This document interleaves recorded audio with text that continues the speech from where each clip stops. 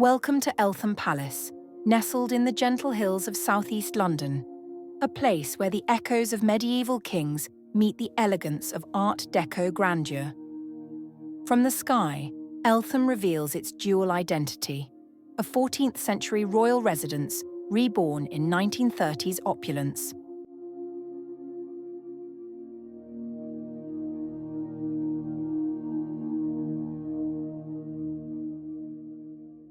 Once a favoured residence of the Plantagenet kings, Eltham Palace was a jewel in the crown of England's medieval court. King Edward II gifted the estate to Queen Isabella in 1305, and from then on, it flourished under royal favour. It became a political hub, hosting figures like Geoffrey Chaucer and Henry VIII, who spent much of his childhood here.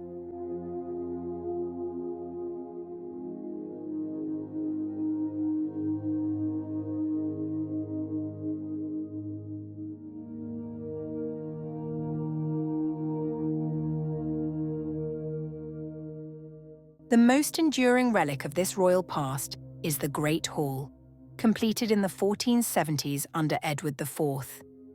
Its majestic oak hammer-beam roof stands as one of the finest surviving examples of medieval craftsmanship in England.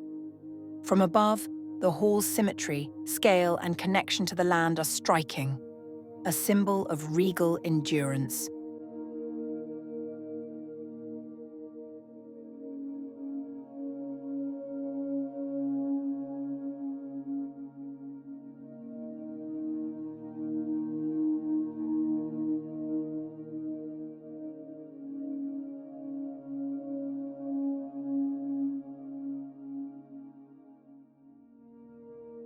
Once sprawling over 1,000 acres, the royal parklands of Eltham were a playground for falconers and noble hunts.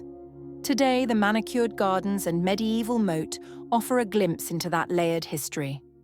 Notice the sunken rose garden and the remnants of the ancient bridge crossing the moat, centuries of design in harmony with nature.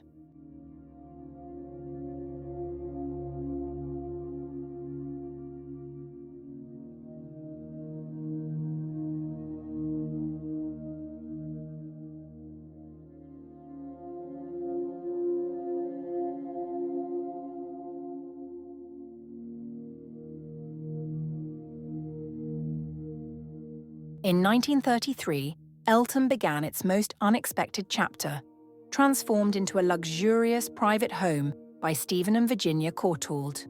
They fused modern Art Deco architecture with the medieval heart of the palace, preserving the past while celebrating innovation. From above, the contrast is elegant. Gothic hall meets sleek geometric symmetry and flat-roofed extensions.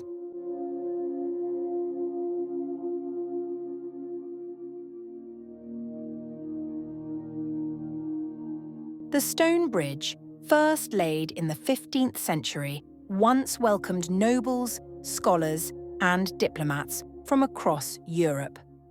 Its 7 arches still span the ancient moat, a literal and symbolic link between Eltham's many lives.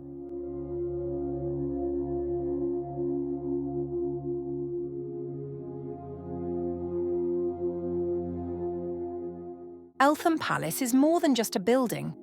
It's a palimpsest of power, art, and ambition.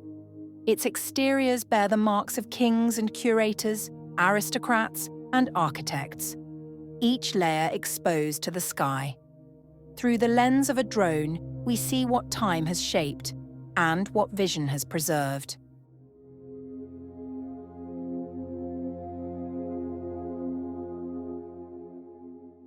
As our flight draws to a close, we leave Eltham from the air, just as kings once did by horse and carriage. This is a place where stories rest in stone, and every arch, garden, and rooftop has something to say.